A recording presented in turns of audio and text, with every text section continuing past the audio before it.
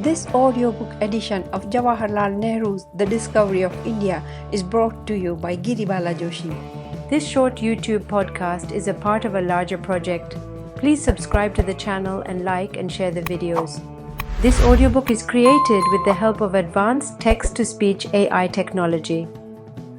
Chapter 10, Ahmednagar Fort, again. Part 9, Religion, Philosophy, and Science. India must break with much of her past and not allow it to dominate the present. Our lives are encumbered with the dead wood of this past. All that is dead and has served its purpose has to go. But that does not mean a break with, or a forgetting of, the vital and life-giving in that past. We can never forget the ideals that have moved our race, the dreams of the Indian people through the ages, the wisdom of the ancients, the buoyant energy and love of life and nature of our forefathers, their spirit of curiosity and mental adventure, the daring of their thought, their splendid achievements in literature, art and culture, their love of truth and beauty and freedom, the basic values that they set up, their understanding of life's mysterious ways, their toleration of other ways than theirs, their capacity to absorb other peoples and their cultural accomplishments, to synthesize them and develop a varied and mixed culture. Nor can we forget the myriad experiences which have built up our ancient race and lie embedded in our subconscious minds. We will never forget them or cease to take pride in that noble heritage of ours. If India forgets them, she will no longer remain India, and much that has made her our joy and pride will cease to be. It is not this that we have to break with, but all the dust and dirt of ages that have covered her up and hidden her inner beauty and significance, the excrescences and abortions that have twisted and petrified her spirit, set it in rigid frames, and stunted her growth. We have to cut away these excrescences, and remember afresh the core of that ancient wisdom and adapt it to our present circumstances. We have to get out of traditional ways of thought and living, which, for all the good they may have done in a past age, and there was much good in them, have ceased to have significance today. We have to make our own all the achievements of the human race, and join up with others in the exciting adventure of man, more exciting today perhaps than in earlier ages, realizing that this has ceased to be governed by national boundaries or old divisions and is common to the race of man everywhere.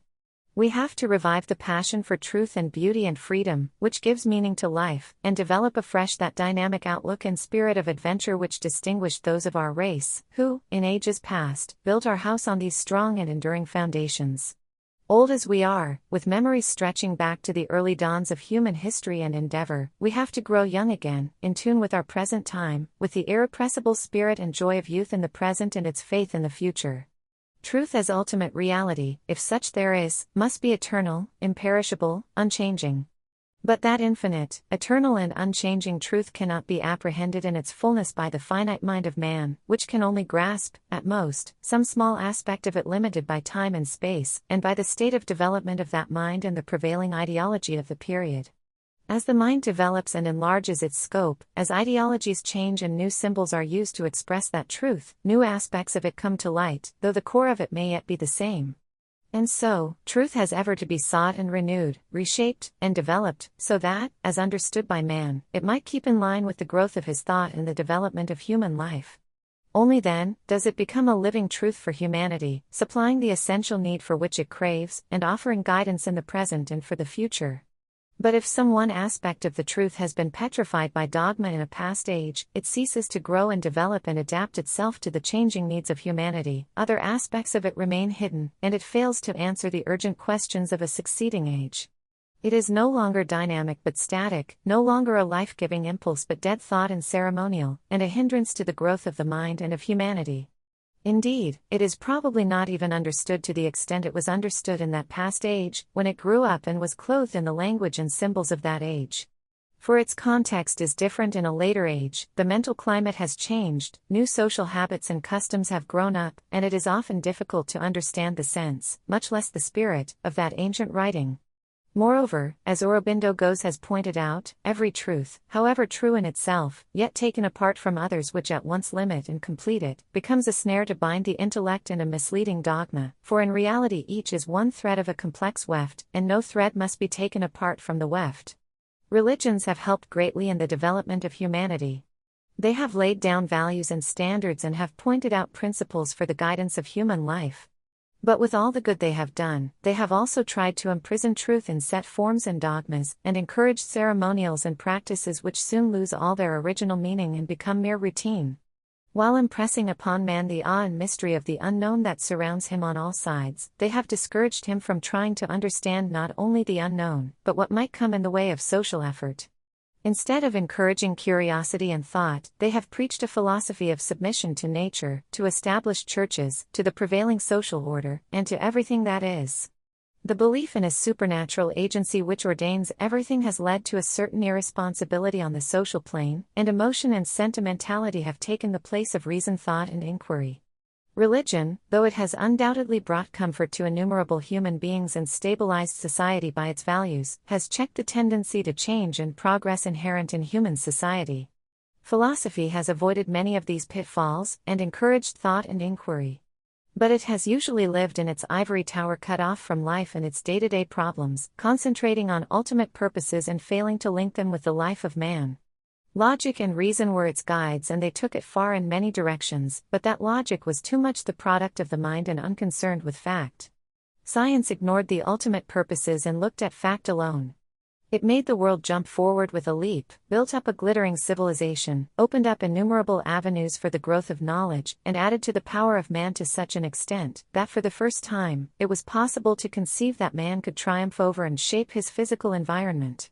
Man became almost a geological force, changing the face of the planet Earth chemically, physically, and in many other ways.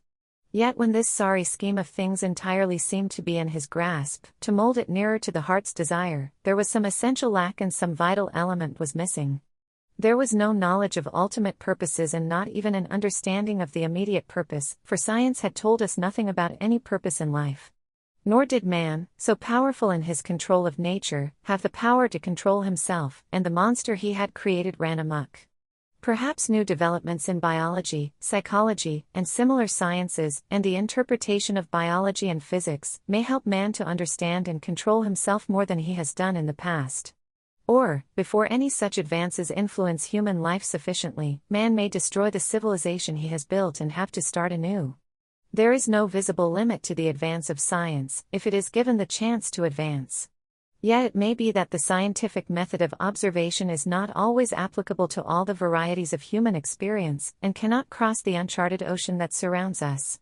With the help of philosophy, it may go a little further and venture even on these high seas. And when both science and philosophy fail us, we shall have to rely on such other powers of apprehension as we may possess. For there appears to be a definite stopping place beyond which reason, as the mind is at present constituted, cannot go. La dernière démarche de la raison, says Pascal, c'est de connaître qu'il y a une infinite de choses qui la surpassent. Elle est bien faible si elle n'y va jusqu'à là. Realizing these limitations of reason and scientific method, we have still to hold on to them with all our strength, for without that firm basis and background, we can have no grip on any kind of truth or reality. It is better to understand a part of truth, and apply it to our lives, than to understand nothing at all and flounder helplessly in a vain attempt to pierce the mystery of existence. The applications of science are inevitable and unavoidable for all countries and peoples today. But something more than its application is necessary. It is the scientific approach, the adventurous and yet critical temper of science, the search for truth and new knowledge, the refusal to accept anything without testing and trial, the capacity to change previous conclusions in the face of new evidence, the reliance on observed fact and not on preconceived theory, the hard discipline of the mind. All this is necessary, not merely for the application of science but for life itself and the solution of its many problems. Too many scientists today, who swear by science, forget all about it outside their particular spheres. The scientific approach and temper are, or should be, a way of life, a process of thinking, a method of acting and associating with our fellow men.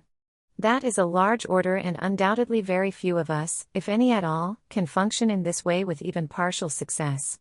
But this criticism applies in equal or even greater measure to all the injunctions which philosophy and religion have laid upon us. The scientific temper points out the way along which man should travel. It is the temper of a free man. We live in a scientific age, so we are told, but there is little evidence of this temper in the people anywhere or even in their leaders.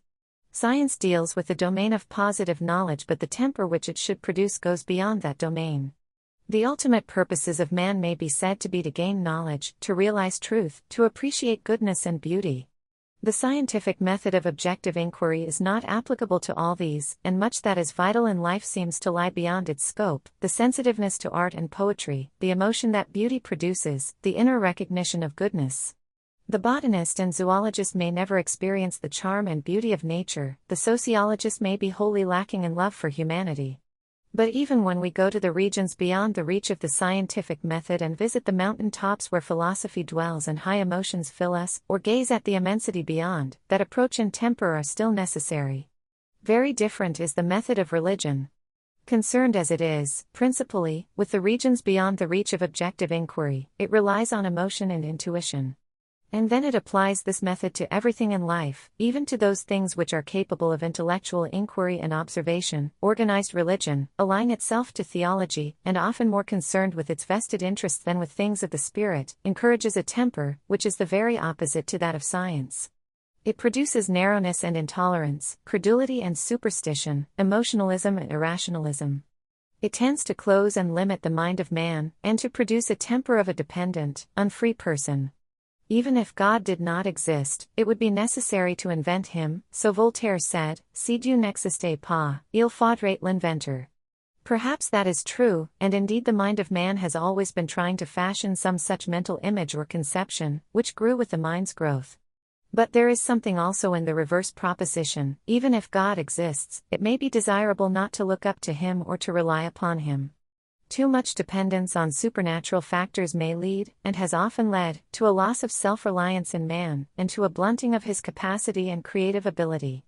And yet, some faith seems necessary in things of the spirit, which are beyond the scope of our physical world, some reliance on moral, spiritual, and idealistic conceptions, or else we have no anchorage, no objectives or purpose in life.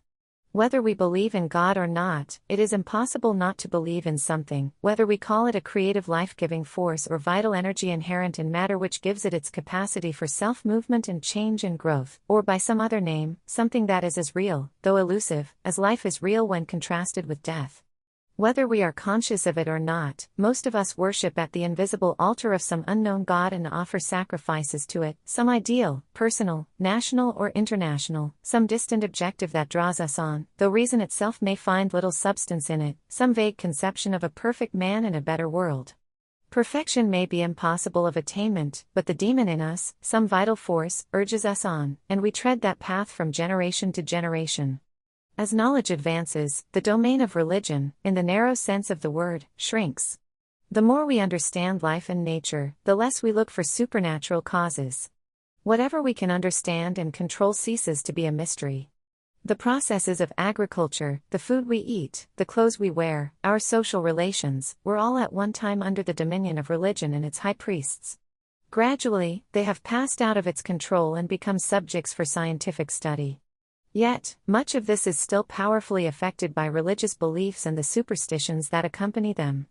The final mysteries still remain far beyond the reach of the human mind, and are likely to continue to remain so. But so many of life's mysteries are capable of and await solution, that an obsession with the final mystery seems hardly necessary or justified.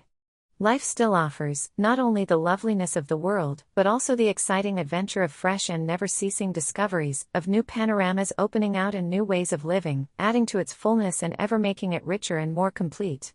It is therefore with the temper and approach of science, allied to philosophy, and with reverence for all that lies beyond, that we must face life. Thus, we may develop an integral vision of life which embraces in its wide scope the past and the present, with all their heights and depths, and look with serenity towards the future. The depths are there and cannot be ignored, and always by the side of the loveliness that surrounds us is the misery of the world.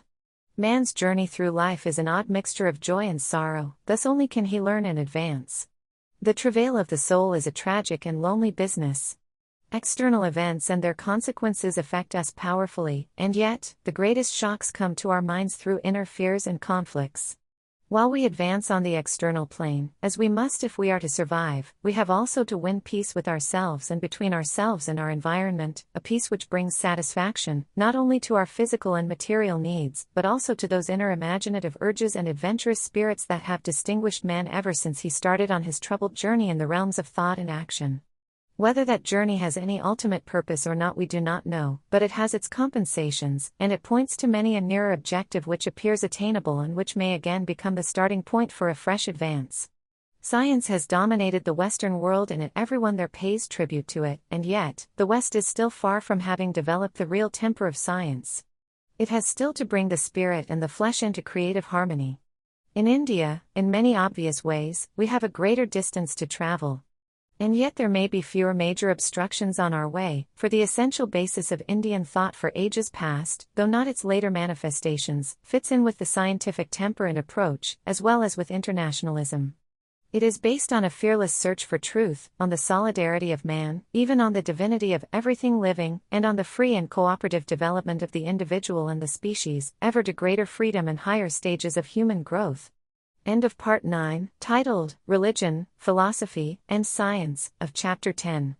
Part 10, The Importance of the National Idea, Changes Necessary in India. A blind reverence for the past is bad, and so also is a contempt for it, for no future can be founded on either of these. The present and the future inevitably grow out of the past and bear its stamp, and to forget this is to build without foundations and to cut off the roots of national growth. It is to ignore one of the most powerful forces that influence people. Nationalism is essentially a group memory of past achievements, traditions, and experiences, and nationalism is stronger today than it has ever been.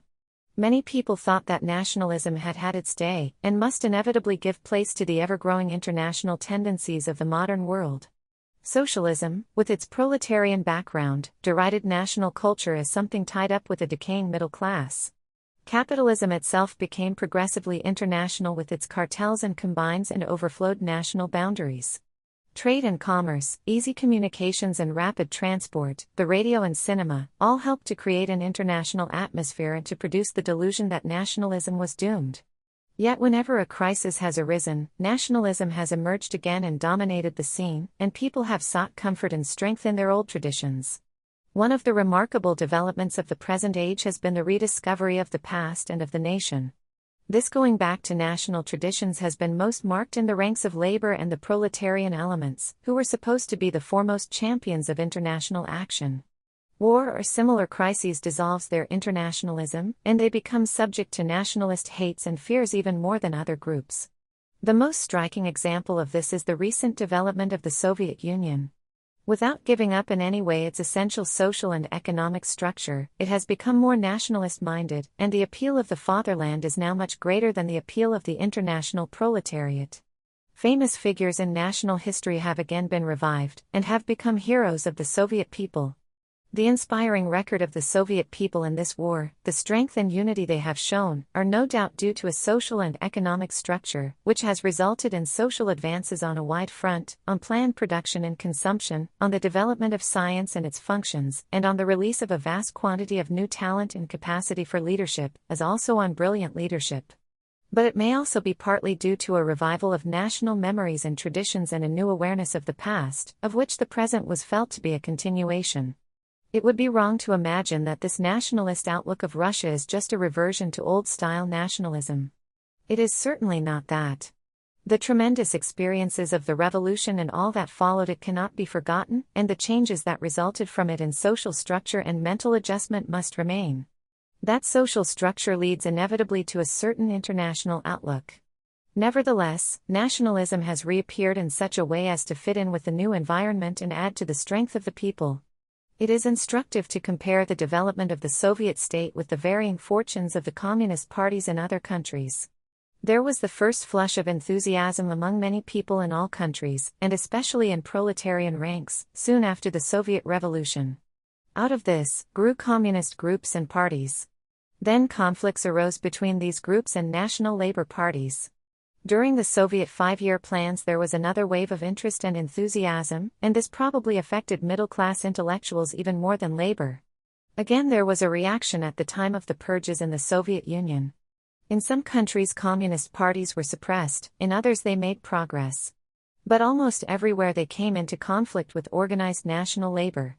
Partly this was due to the conservatism of labor, but more so to a feeling that the Communist Party represented a foreign group and that they took their policies from Russia. The inherent nationalism of labor came in the way of its accepting the cooperation of the Communist Party, even when many were favorably inclined towards communism. The many changes in Soviet policy, which could be understood in relation to Russia, became totally incomprehensible as policies favored by communist parties elsewhere. They could only be understood on the basis that what may be good for Russia must necessarily be good for the rest of the world.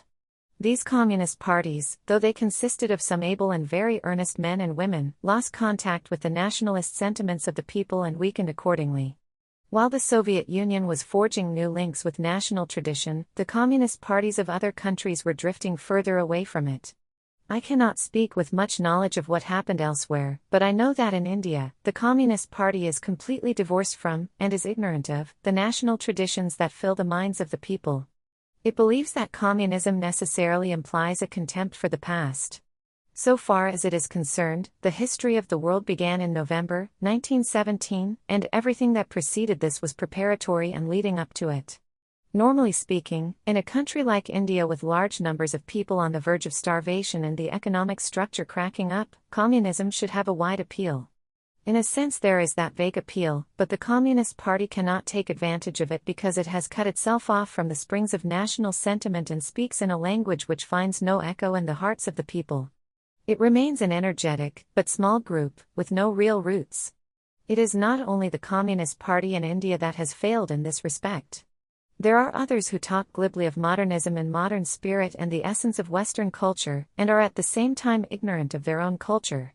Unlike the communists, they have no ideal that moves them, and no driving force that carries them forward. They take the external forms and outer trappings of the West, and often some of the less desirable features, and imagine that they are in the vanguard of an advancing civilization. Naive and shallow and yet full of their own conceits, they live, chiefly in a few large cities, an artificial life, which has no living contacts with the culture of the East or of the West. National progress can, therefore, neither lie in a repetition of the past nor in its denial. New patterns must inevitably be adopted, but they must be integrated with the old. Sometimes the new, though very different, appears in terms of pre-existing patterns, and thus creates a feeling of a continuous development from the past, a link in the long chain of the history of the race. Indian history is a striking record of changes introduced in this way, a continuous adaptation of old ideas to a changing environment, of old patterns to new. Because of this, there is no sense of cultural break in it, and there is that continuity, in spite of repeated change, from the far distant days of Mohenjo-daro to our own age. There was a reverence for the past and for traditional forms, but there was also a freedom and flexibility of the mind and a tolerance of the spirit. So while forms often remained, the inner content continued to change. In no other way could that society have survived for thousands of years. Only a living and growing mind could overcome the rigidity of traditional forms, only those forms could give it continuity and stability. Yet, this balance may become precarious and one aspect may overshadow, and to some extent, suppress this other. In India there was an extraordinary freedom of the mind allied to certain rigid social forms. These forms ultimately influenced the freedom of the mind and made it in practice, if not in theory, more rigid and limited. In Western Europe, there was no such freedom of the mind, and there was also much less rigidity in social forms. Europe had a long struggle for the freedom of the mind, and as a consequence, social forms also changed. In China, the flexibility of the mind was even greater than in India, and for all her love of, and attachment to, tradition, that mind never lost its flexibility and essential tolerance. Tradition sometimes delayed changes, but that mind was not afraid of change, though it retained the old patterns. Even more than in India, Chinese society built up a balance and an equilibrium, which survived through many changes for thousands of years. Perhaps one of the great advantages that China has had over other countries is her entire freedom from dogma, from the narrow and limited religious outlook, and her reliance on reason and common sense. No other country has based its culture less on religion, and more on morality and ethics and a deep understanding of the variety of human life. In India, because of the recognized freedom of the mind, howsoever limited in practice, new ideas are not shut out. They are considered and can be accepted far more than in countries which have a more rigid and dogmatic outlook on life. The essential ideals of Indian culture are broad-based and can be adapted to almost any environment. The bitter conflict between science and religion, which shook up Europe in the 19th century, would have no reality in India, nor would change based on the applications of science bring any conflict with those ideals. Undoubtedly, such changes would stir up, as they are stirring up, the mind of India, but instead of combating them or rejecting them, it would rationalize them from its own ideological point of view and fit them into its mental framework. It is probable that in this process many vital changes may be introduced in the old outlook, but they will not be superimposed from outside, and will seem rather to grow naturally from the cultural background of the people. This is more difficult today than it might have been, because of the long period of arrested growth and the urgent necessity for big and qualitative changes. Conflict, however, there will be, with much of the superstructure that has grown up round those basic ideals and which existence stifles us today. That superstructure will inevitably have to go, because much of it is bad in itself and is contrary to the spirit of the age. Those who seek to retain it do an ill service to the basic ideals of Indian culture, for they mix up the good and the bad, and thus endanger the former. It is no easy matter to separate the two or draw a hard and fast line between them, and here opinions will differ widely. But it is not necessary to draw any such theoretical and logical line. The logic of changing life and the march of events will gradually draw that line for us. Every kind of development, technological or philosophical, necessitates contact with life itself, with social needs, with the living movements of the world. Lack of this contact leads to stagnation and loss of vitality and creativeness. But if we maintain these contacts and are receptive to them, we shall adapt ourselves to the curve of life without losing the essential characteristic, which we have valued. Our approach to knowledge in the past was a synthetic one, but limited to India. That limitation continued and the synthetic approach gave place gradually to a more analytical one. We have now to lay greater stress on the synthetic aspect and make the whole world our field of study. This emphasis on synthesis is indeed necessary for every nation and individual if they are to grow out of the narrow grooves of thought and action in which most people have lived for so long. The development of science and its applications have made this possible for us, and yet the very excess of new knowledge has added to its difficulty. Specialization has led to a narrowing of individual life in a particular groove, and man's labor and industry is often confined to some infinitesimal part of the whole product. Specialization in knowledge and work will have to continue, but it seems more essential than ever that a synthetic view of human life and man's adventure through the ages should be encouraged. This view will have to take into consideration the past and the present, and include in its scope all countries and peoples. In this way, perhaps we might develop, in addition to our own national backgrounds and cultures, an appreciation of others, and a capacity to understand and cooperate with the peoples of other countries. Thus, also we might succeed to some extent in building up integrated personalities instead of the lopsided individuals of today. We might become, in Plato's words, spectators of all time and all being, drawing sustenance from the rich treasures that humanity has accumulated, adding to them, and applying them in building for the future. It is a curious and significant fact that in spite of all modern scientific progress and talk of internationalism, racialism and other separating factors are at least as much in evidence today, if not more so, than at any previous time in history. There is something lacking in all this progress, which can neither produce harmony between nations nor within the spirit of man. Perhaps more synthesis and a little humility towards the wisdom of the past, which, after all, is the accumulated experience of the human race, would help us to gain a new perspective and greater harmony. That is especially needed by those peoples who live a fevered life in the present only, and have almost forgotten the past. But for countries like India, a different emphasis is necessary, for we have too much of the past about us, and have ignored the present. We have to get rid of that narrowing religious outlook, that obsession with the supernatural and metaphysical speculations, that loosening of the mind's discipline in religious ceremonial and mystical emotionalism, which come in the way of our understanding ourselves and the world. We have to come to grips with the present, this life, this world, this nature which surrounds us in its infinite variety. Some Hindus talk of going back to the Vedas, some Muslims dream of an Islamic theocracy.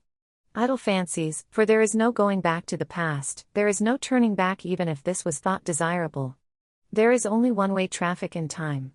India must therefore lessen her religiosity and turn to science. She must get rid of the exclusiveness in thought and social habit, which has become life a prison to her, stunting her spirit and preventing growth. The idea of ceremonial purity has erected barriers against social intercourse and narrowed the sphere of social action. The day-to-day religion of the Orthodox Hindu is more concerned with what to eat and what not to eat, who to eat with and from whom to keep away, than with spiritual values. The rules and regulations of the kitchen dominate his social life. The Muslim is fortunately free from these inhibitions, but he has his own narrow codes and ceremonials, a routine which he rigorously follows, forgetting the lesson of brotherhood, which his religion taught him. His view of life is, perhaps, even more limited and sterile than the Hindu view, though the average Hindu today is a poor representative of the latter view, for he has lost that traditional freedom of thought and the background that enriches life in many ways. Caste is the symbol and embodiment of this exclusiveness among the Hindus. It is sometimes said that the basic idea of caste might remain, but its subsequent harmful development and ramifications should go, that it should not depend on birth but on merit. This approach is irrelevant and merely confuses the issue. In a historical context, a study of the growth of caste has some value, but we cannot obviously go back to the period when caste began. In the social organization of today, it has no place left. If merit is the only criterion and opportunity is thrown open to everybody, then caste loses all its present-day distinguishing features and, in fact, ends. Caste has, in the past, not only led to the suppression of certain groups, but to a separation of theoretical and scholastic learning from craftsmanship, and a divorce of philosophy from actual life and its problems. It was an aristocratic approach based on traditionalism. This outlook has to change completely, for it is wholly opposed to modern conditions and the democratic ideal. The functional organization of social groups in India may continue, but even that will undergo a vast change as the nature of modern industry creates new functions and puts an end to many old ones. The tendency today everywhere is towards a functional organization of society, and the concept of abstract rights is giving place to that of functions. This is in harmony with the old Indian ideal. The spirit of the age is in favor of equality, though practice denies it almost everywhere. We have got rid of slavery in the narrow sense of the word, that a man can be the property of another. But a new slavery, in some ways worse than the old, has taken its place all over the world. In the name of individual freedom, political and economic systems exploit human beings and treat them as commodities. And again, though an individual cannot be the property of another, a country and a nation can still be the property of another nation, and thus group slavery is tolerated. Racialism also is a distinguishing feature of our times, and we have not only master nations but also master races. Yet the spirit of the age will triumph.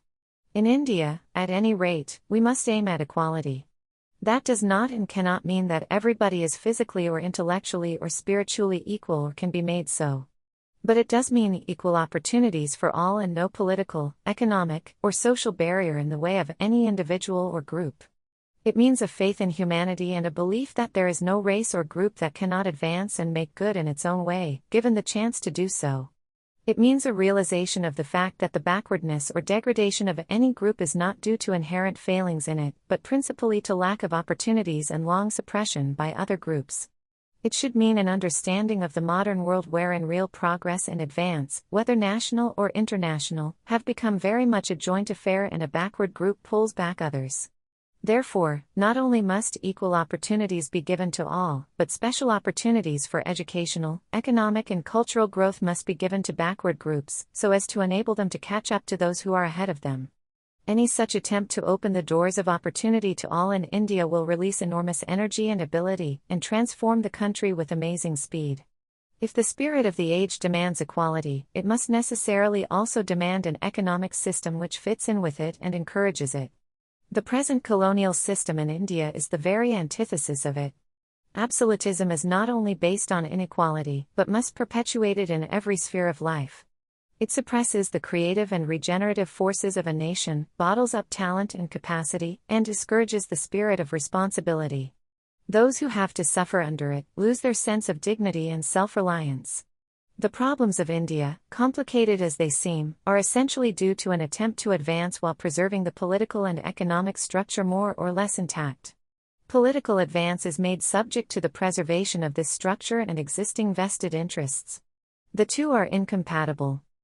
Political change there must be, but economic change is equally necessary. That change will have to be in the direction of a democratically planned collectivism.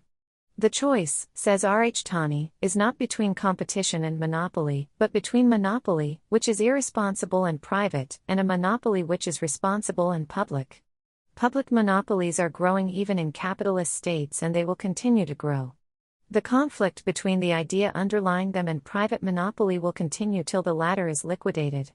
A democratic collectivism need not mean an abolition of private property, but it will mean the public ownership of the basic and major industries. It will mean the cooperative or collective control of the land. In India, especially, it will be necessary to have, in addition to the big industries, cooperatively controlled small and village industries. Such a system of democratic collectivism will need careful and continuous planning and adaptation to the changing needs of the people. The aim should be the expansion of the productive capacity of the nation in every possible way, at the same time, absorbing all the labor power of the nation in some activity or other and preventing unemployment. As far as possible, there should be freedom to choose one's occupation. An equalization of income will not result from all this, but there will be far more equitable sharing and a progressive tendency towards equalization. In any event, the vast differences that exist today will disappear completely, and class distinctions, which are essentially based on differences in income, will begin to fade out. Such a change would mean an upsetting of the present-day acquisitive society based primarily on the profit motive. The profit motive may still continue to some extent, but it will not be the dominating urge, nor will it have the same scope as it has today. It would be absurd to say that the profit motive does not appeal to the average Indian, but it is nevertheless true that there is no such admiration for it in India as there is in the West. The possessor of money may be envied, but he is not particularly respected or admired. Respect and admiration still go to the man or woman who is considered good and wise, and especially to those who sacrifice themselves or what they possess for the public good. The Indian outlook, even of the masses, has never approved of the spirit of acquisitiveness. Collectivism involves communal undertakings and cooperative effort. This again is fully in harmony with old Indian social conceptions, which were all based on the idea of the group. The decay of the group system under British rule, and especially of the self-governing village, has caused deep injury to the Indian masses, even more psychological than economic. Nothing positive came in its place, and they lost their spirit of independence, their sense of responsibility, and their capacity to cooperate together for common purposes. The village, which used to be an organic and vital unit, became progressively a derelict area, just a collection of mud huts and odd individuals. But still the village holds together by some invisible link and old memories revive. It should be easily possible to take advantage of these age-long traditions and to build up communal and cooperative concerns in the land and in small industry. The village can no longer be a self-contained economic unit, though it may often be intimately connected with a collective or cooperative farm, but it can very well be a governmental and electoral unit, each such unit functioning as a self-governing community within the larger political framework, and looking after the essential needs of the village. If it is treated to some extent as an electoral unit, this will simplify provincial and all India elections considerably by reducing the number of direct electors. The village council, itself chosen by all the adult men and women of the village, could form these electors for the bigger elections. Indirect elections may have some disadvantages, but having regard to the background in India, I feel sure that the village should be treated as a unit. This will give a truer and more responsible representation. In addition to this territorial representation, there should also be direct representation of the collectives and cooperatives on the land and in industry. Thus, the democratic organization of the state will consist of both functional and territorial representatives, and will be based on local autonomy. Some such arrangement will be completely in harmony with India's past, as well as with her present requirements. There will be no sense of break, except with the conditions created by British rule, and the mass mind will accept it as a continuation of the past, which it still remembers and cherishes. Such a development in India would be in tune with political and economic internationalism. It would breed no conflicts with other nations and would be a powerful factor for peace in Asia and the world. It would help in the realization of that one world towards which we are inevitably being driven, even though our passions delude us and our minds fail to understand it. The Indian people, freed from the terrible sense of oppression and frustration, will grow in stature again, and lose their narrow nationalism and exclusiveness. Proud of their Indian heritage, they will open their minds and hearts to other peoples and other nations, and become citizens of this wide and fascinating world, marching onwards with others in that ancient quest in which their forefathers were the pioneers. End of Part 10, titled, The Importance of the National Idea, Changes Necessary in India, of Chapter 10. Part 11, India, Partition or Strong National State or Center of Supranational State? It is difficult to discover a just balance between one's hopes and fears, or to prevent one's wishes coloring the thinking of one's mind. Our desires seek out supporting reasons and tend to ignore facts and arguments that do not fit in with them. I try to reach that balance so that I may be able to judge correctly and find out the true basis for action, and yet, I know how far I am from success and how I cannot get rid of the multitude of thoughts and feelings which have gone to build me up and to fence me in with their invisible bars. So also others may err in different directions. An Indian's and an Englishman's view of India, and her place in the world, will inevitably diverge and differ, conditional as each is on a different individual and national past. The individual and the national group fashion their own destiny by their actions. These past actions lead to the present, and what they do today forms the basis of their tomorrows. Karma, they have called this in India, the law of cause and effect, the destiny which our past activities create for us. It is not an invariable destiny, and many other factors go to influence it, and the individual's will is itself supposed to have some play. If this freedom to vary the results of past action were not present, then indeed we would all be mere robots in the iron grip of an unavoidable fate. Yet that past karma is a powerful factor in shaping the individual and the nation, and nationalism itself is a shadow of it, with all its good and bad memories of the past. Perhaps, this past inheritance influences the national group even more than the individual, for large numbers of human beings are driven more by unconscious and impersonal urges than the individual, and it is more difficult to divert them from their course. Moral considerations may influence an individual, but their effect on a group is far less, and the larger the group the less is their effect on it. And it is easier, especially in the modern world, to influence the group by insidious propaganda. And yet sometimes, though rarely, the group itself rises to a height of moral behavior, forcing the individual to forget his narrow and selfish ways. More often, the group falls far below the individual's standard. War produces both these reactions, but the dominant tendency is a release from moral responsibility, and the collapse of the standards that civilization has so laboriously built up. Successful war and aggression lead to a justification and continuance of this policy, to imperialist domination and ideas of a master race. Defeat results in frustration and the nursing of feelings of revenge. In either event, hatred and the habit of violence grow. There is ruthlessness and brutality, and a refusal even to try to understand the other's viewpoint. And thus, the future is conditioned, and more wars and conflicts follow with all their attendant consequences. The last 200 years of enforced relationship between India and England have built up this karma, this destiny, for both of them, and it continues to govern their relations to each other. Entangled in its meshes, we have thus far struggled in vain to rid ourselves of this past inheritance, and start afresh on a different basis. The last 5 years of war have unhappily added to that past evil karma, and made reconciliation and a normal relationship more difficult. That record of 200 years, like all else, is a mixture of good and evil. To the Englishman, the good outweighs the evil; to the Indian the evil is so overwhelming that it darkens the whole period. But whatever the balance of good and evil there might be, it is obvious that any relationship that is enforced produces hatred and a bitter dislike of each other, and out of these feelings only evil consequences can flow.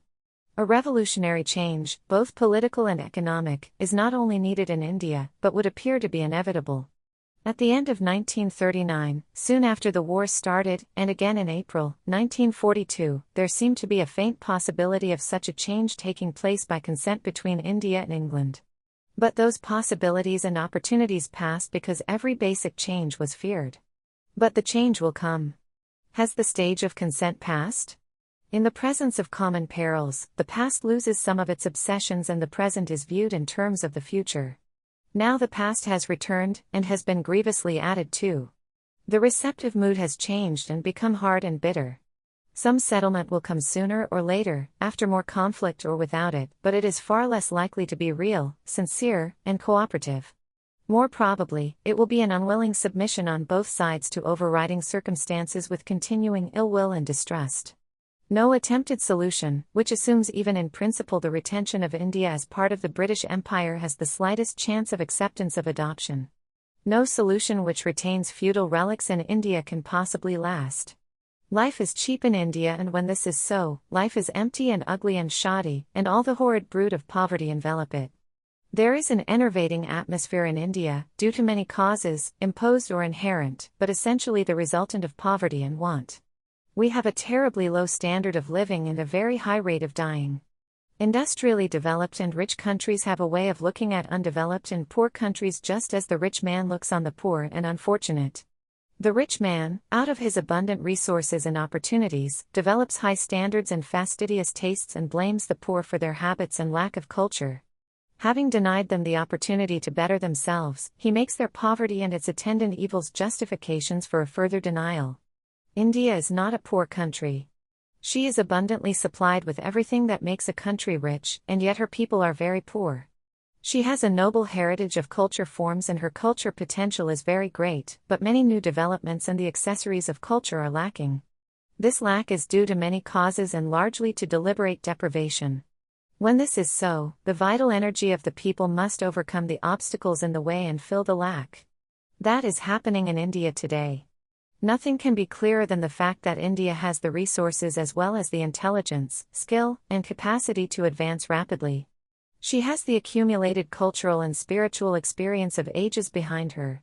She can progress both in scientific theory and the applications of science and become a great industrial nation.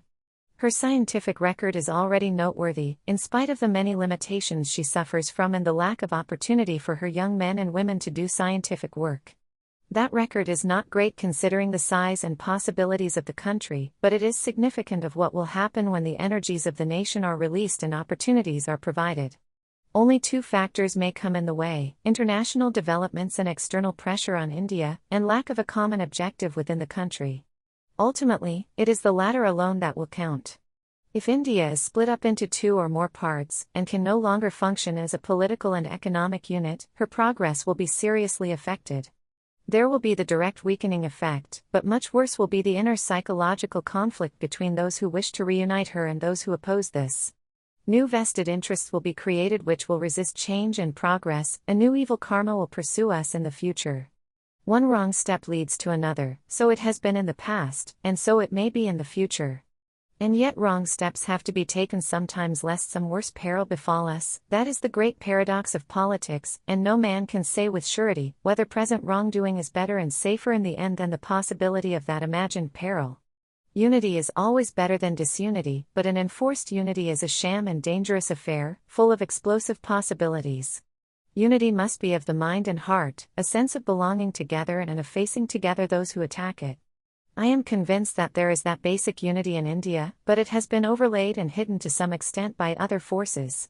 These latter may be temporary and artificial and may pass off, but they count today and no man can ignore them. It is our fault, of course, and we must suffer for our failings. But I cannot excuse or forgive the British authorities for the deliberate part they have played in creating disruption in India. All other injuries will pass, but this will continue to plague us for a much longer period. Often I am reminded of Ireland and China when I think of India. Both differ from India and from each other in their past and present problems, and yet there are many similarities. Shall we have to tread that same path in the future? Jim Phelan in his Jail Journey tells us of the effect of jail on human character, and everyone who has spent a long time in prison knows how true his statement is. The jail acts as a magnifying glass on human character. Every tiny weakness is brought out, emphasized, wakened, until presently there is no more of the convict with the weakness, but only a weakness wearing convict clothes. Some such effect is produced on national character by foreign rule. That is not the only effect, for noble qualities also develop, and strength is gradually built up through resistance. But foreign authority encourages the former and tries to suppress the latter. Just as we have convict warders in prison, whose chief qualification is to spy on their fellow convicts, so in a subject country there is no lack of puppets and sycophants, who put on the livery of authority and act on its behalf. There are others also who do not consciously line up in this way, but who are nevertheless influenced by the policies and intrigues of the dominant power. To accept the principle of a division of India, or rather the principle that there should be no enforced unity, may lead to a calm and dispassionate consideration of its consequences, and thus, to a realization that unity is in the interest of all. Yet obviously, there is the danger that once this wrong step is taken, other like ones may follow in its train. The attempt to solve one problem in the wrong way may well create new problems. If India is to be divided into two or more parts, then the amalgamation of the major Indian states into India becomes more difficult, for those states will find an additional reason, which they might not otherwise have, for keeping aloof and holding on to their authoritarian regimes. Footnote: it may be said that the Indian states as a whole, while anxious to maintain their internal autonomy, are equally desirous of having a strong federal India of which they are members with equal rights. The proposal to divide India has been vigorously opposed by some of the leading ministers and statesmen of the states, and they have made it clear that, if such a division takes place, the states might well prefer to keep to themselves and not tie up with either part of divided India. Sir C.P. Ramaswamy Iyer, the Dewan of Travancore and one of the ablest and most experienced of states ministers, though with a reputation for autocratic methods and a suppression of those of whom he does not approve, is a strong advocate of the internal autonomy of the states. He is at the same time an aggressive and persistent opponent of Pakistan, or any other suggested division.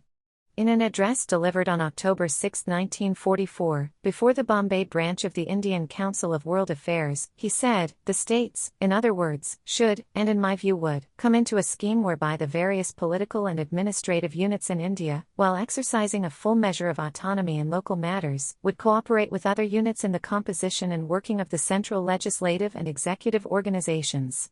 Such organizations will function effectively within and without the limits of India as national and coordinating as well as representative bodies. Within the limits of India, the relationship between the units will be one of equality and there will be no question of paramountcy as such inter se, though the rights residual and otherwise of the centre will have to be firmly established and implemented." He further says, "My point is this, namely, that treaty rights or no treaty rights, no Indian state has a right to exist which does not come into any scheme by which there is created a central direction or central control of matters that appertain to the Indian states and British India alike, or which does not loyally conform to all political arrangements that may be arrived at for the governance of India and all ideologies that may be evolved as the result of free and equal discussion and resultant compromises. I wish to emphasize strongly, though I know I shall evoke a certain amount of controversy, that no Indian state has the right to exist unless it is abreast of, if not ahead of, British India and the things that matter in relation to the well-being of the people."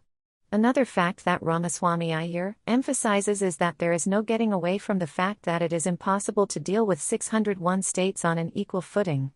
He thinks that in a new constitution for India, these 601 states will have to be reduced to something like 15 or 20, the others being absorbed into the larger units, province or state. Ramaswamy Iyer apparently does not attach very much importance to this internal political progress of the states, or at any rate considers this a secondary matter. Yet, the lack of this, especially in the states otherwise advanced, inevitably leads to ceaseless conflict between the people and the state authorities. End of footnote. Any division of India on a religious basis, as between Hindus and Muslims, as envisaged by the Muslim League today, cannot separate the followers of these two principal religions of India, for they are spread out all over the country. Even if the areas in which each group is in a majority are separated, huge minorities belonging to the other group remain in each area. Thus, instead of solving the minority problem, we create several in place of one. Other religious groups, like the Sikhs, are split up unfairly against their will and placed in two different states. In giving freedom to separate to one group, other groups, though in a minority, are denied that freedom and compelled to isolate themselves from the rest of India against their emphatic and deeply felt wishes. If it is said that the majority, religious, must prevail in each area, so far as the question of separation is concerned, there is no particular reason why the majority view should not decide the question for the whole of India. Or that each tiny area should not decide its independent status for itself and thus create a vast number of small states, an incredible and fantastic development. Even so, it cannot be done with any logic, for religious groups are intermingled and overlap in the population all over the country. It is difficult enough to solve such problems by separation, where nationalities are concerned. But where the test becomes a religious one, it becomes impossible of solution on any logical basis. It is a reversion to some medieval conception, which cannot be fitted into the modern world. If the economic aspects of separation are considered, it is clear that India as a whole is a strong and more or less self-sufficient economic unit. Any division will naturally weaken her, and one part will have to depend on the other. If the division is made so as to separate the predominantly Hindu and Muslim areas, the former will comprise far the greater part of the mineral resources and industrial areas. The Hindu areas will not be so hard hit from this point of view.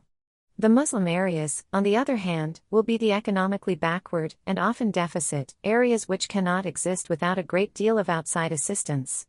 Thus, the odd fact emerges that those who today demand separation will be the greatest sufferers from it. Because of a partial realization of this fact, it is now stated on their behalf that separation should take place in such a way as to give them an economically balanced region.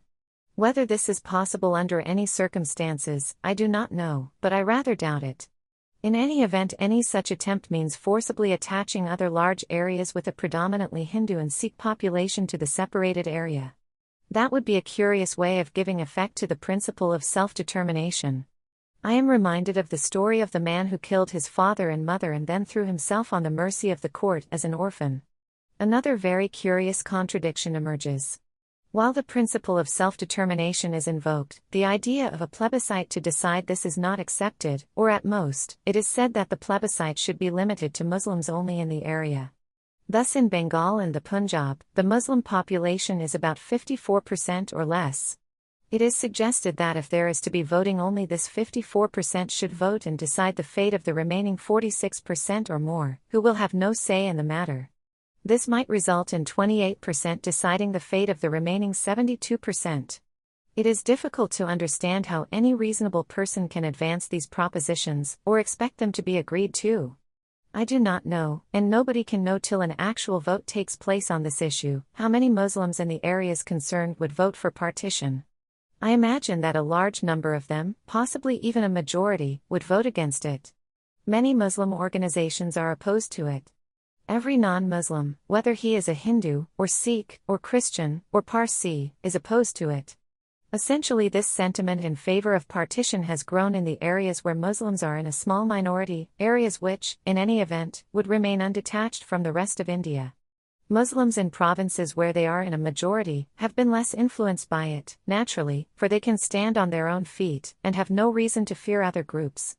It is least in evidence in the northwest frontier province, 95% Muslim, where the Pathans are brave and self-reliant, and have no fear complex.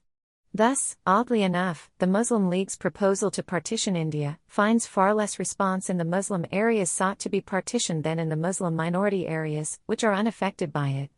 Yet, the fact remains that considerable numbers of Muslims have become sentimentally attached to this idea of separation without giving thought to its consequences. Indeed, the proposition has so far only been vaguely stated, and no attempt has been made to define it, in spite of repeated requests. I think this sentiment has been artificially created, and has no roots in the Muslim mind. But even a temporary sentiment may be strong enough to influence events and create a new situation.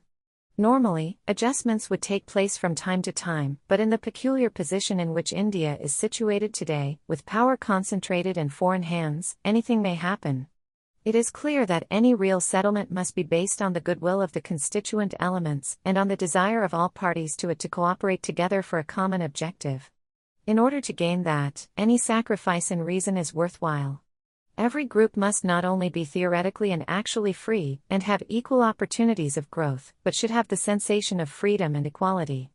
It is not difficult, if passions and unreasoning emotions are set aside, to devise such freedom with the largest autonomy for provinces and states and yet a strong central bond.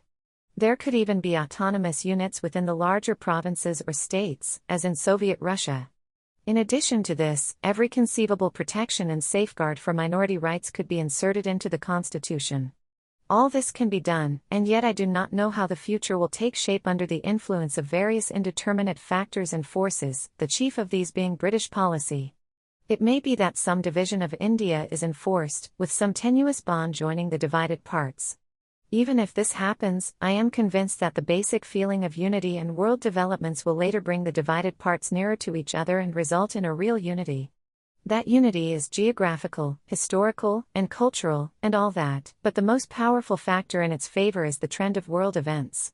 Many of us are of opinion that India is essentially a nation. Mr. Jinnah has advanced a two-nation theory, and has lately added to it and to political phraseology by describing some religious groups as sub-nations, whatever these might be. His thought identifies a nation with religion. That is not the usual approach today.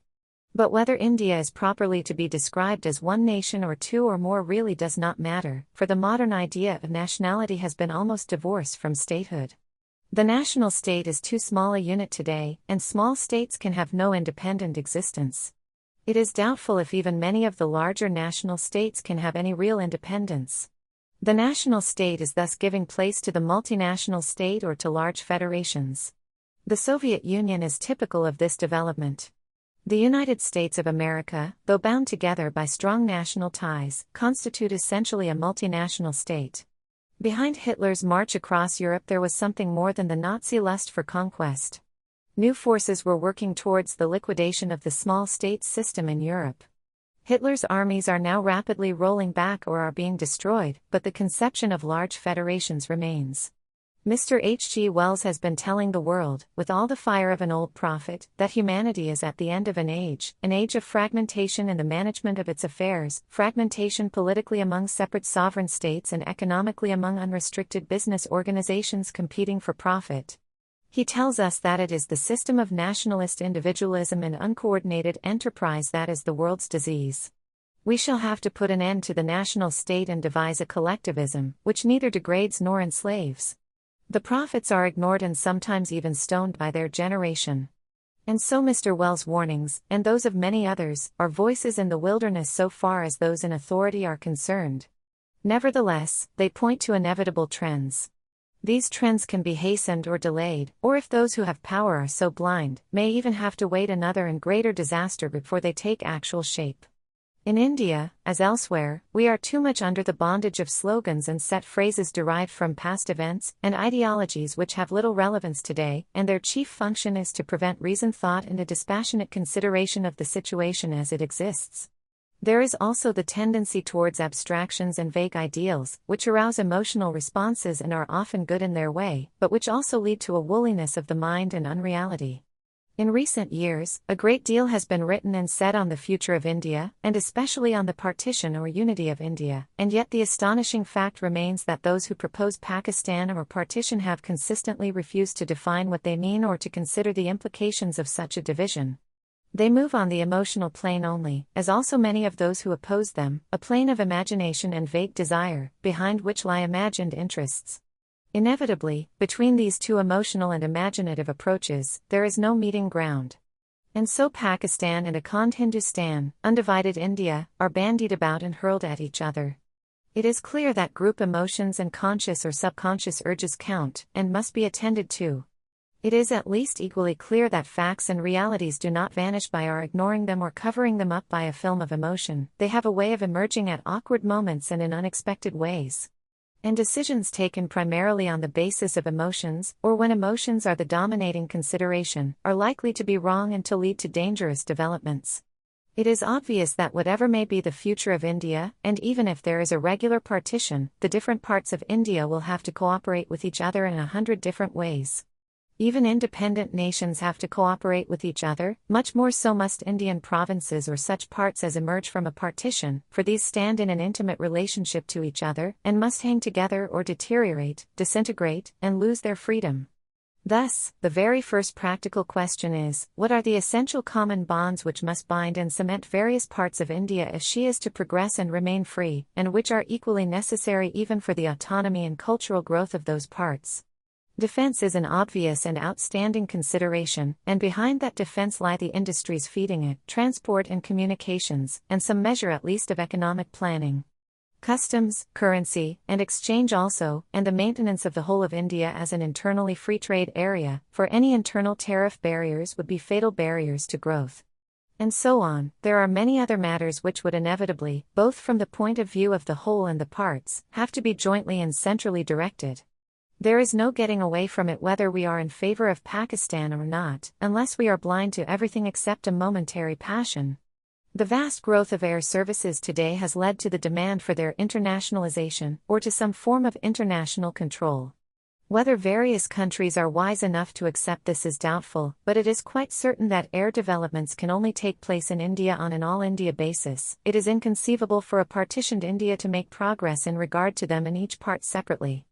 This applies also to many other activities, which already tend to outgrow even national boundaries. India is big enough as a whole to give them scope for development, but not so partitioned India. Thus, we arrive at the inevitable and ineluctable conclusion that, whether Pakistan comes or not, a number of important and basic functions of the state must be exercised on an all-India basis if India is to survive as a free state and progress. The alternative is stagnation, decay, and disintegration, leading to loss of political and economic freedom, both for India as a whole and its various separated parts. As has been said by an eminent authority, the inexorable logic of the age presents the country with radically different alternatives: union plus independence or disunion plus dependence. What form the union is to take, and whether it is called union or by some other name, is not so important, though names have their own significance and psychological value. The essential fact is that a number of varied activities can only be conducted effectively on a joint all-India basis. Probably many of these activities will soon be under the control of international bodies. The world shrinks and its problems overlap. It takes less than 3 days now to go right across the world by air, from any one place to another, and tomorrow, with the development of stratosphere navigation, it may take even less time. India must become a great world center of air travel. India will also be linked by rail to Western Asia and Europe on the one side, and to Burma and China on the other. Not far from India, across the Himalayas in the north, lies in Soviet Asia one of the highly developed industrial areas, with an enormous future potential. India will be affected by this, and will react in many ways.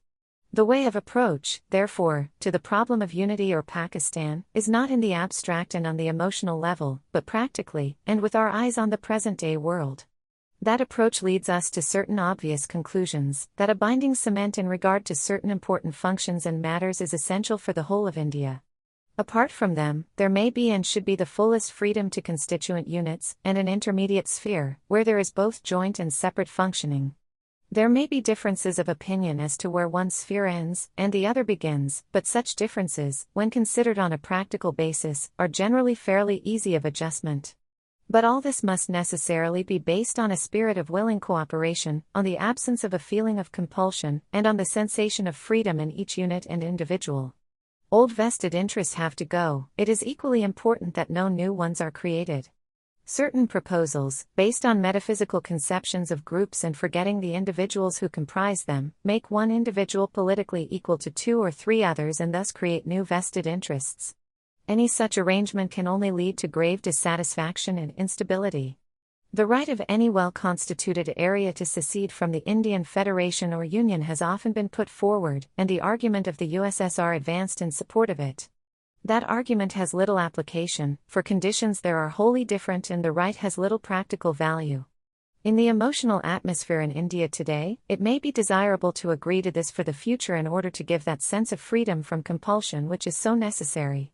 The Congress has in effect agreed to it. But even the exercise of that right involves a preconsideration of all those common problems to which reference has been made. Also, there is grave danger in a possibility of partition and division to begin with, for such an attempt might well scotch the very beginnings of freedom and the formation of a free national state. Insuperable problems will rise and confuse all the real issues. Disintegration will be in the air, and all manner of groups, who are otherwise agreeable to a joint and unified existence, will claim separate states for themselves, or special privileges, which are encroachments on others. The problem of the Indian states will become far more difficult of solution, and the state system, as it is today, will get a new lease of life. The social and economic problems will be far harder to tackle. Indeed, it is difficult to conceive of any free state emerging from such a turmoil, and if something does emerge, it will be a pitiful caricature full of contradictions and insoluble problems. Before any such right of secession is exercised, there must be a properly constituted, functioning, free India. It may be possible then, when external influences have been removed and real problems face the country, to consider such questions objectively and in a spirit of relative detachment, far removed from the emotionalism of today, which can only lead to unfortunate consequences which we may all have to regret later. Thus, it may be desirable to fix a period, say 10 years after the establishment of the free Indian state, at the end of which the right to secede may be exercised through proper constitutional process and in accordance with the clearly expressed will of the inhabitants of the area concerned. Many of us are utterly weary of present conditions in India, and are passionately eager to find some way out. Some are even prepared to clutch at any straw that floats their way in the vague hope that it may afford some momentary relief, some breathing space to a system that has long felt strangled and suffocated. That is very natural. And yet there is danger in these rather hysterical and adventurous approaches to vital problems affecting the well-being of hundreds of millions and the future peace of the world. We live continually on the verge of disaster in India, and indeed the disaster sometimes overwhelms us, as we saw in Bengal and elsewhere in India last year. The Bengal famine, and all that followed it, were not tragic exceptions due to extraordinary and unlooked-for causes, which could not be controlled or provided for. They were vivid, frightful pictures of India as she is, suffering for generations past from a deep-seated organic disease which has eaten into her very vitals. That disease will take more and more dangerous and disastrous forms unless we divert all our joint energies to its uprooting and cure. A divided India, each part trying to help itself and not caring for, or cooperating with, the rest, will lead to an aggravation of the disease, and to sinking into a welter of hopeless, helpless misery. It is terribly late already and we have to make up for lost time. Must even the lesson of the Bengal famine be lost upon us?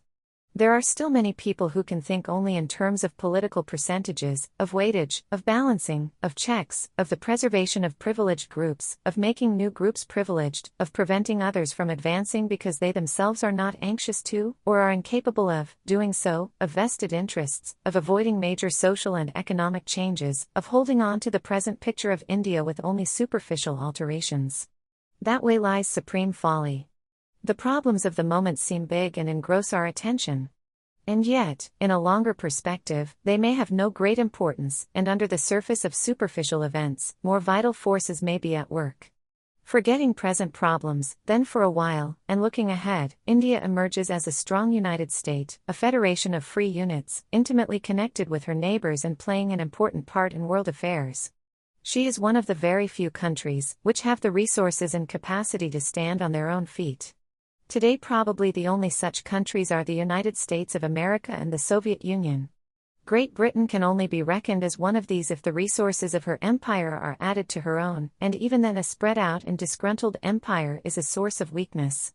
China and India are potentially capable of joining that group.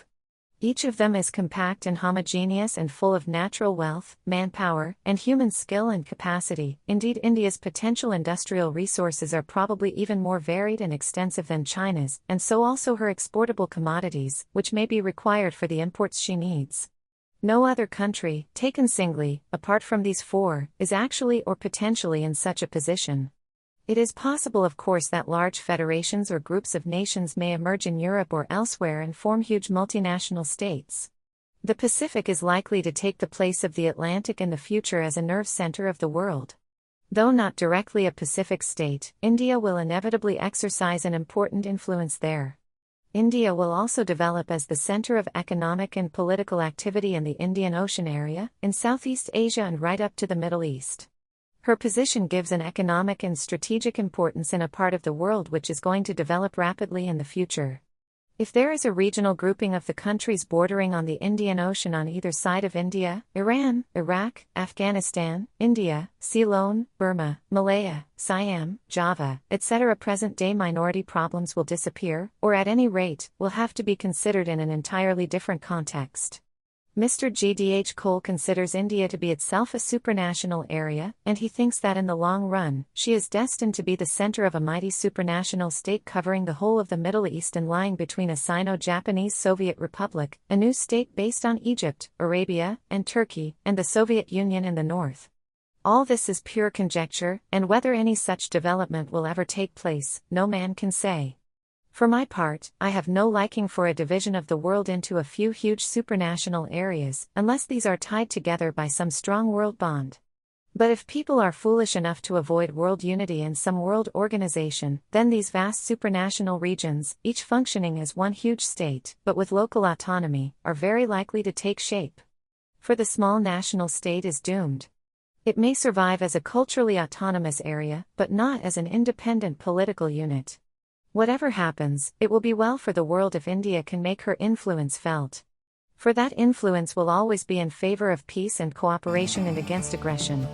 End of Part 11, titled, India, Partition or Strong National State or Center of Supranational State?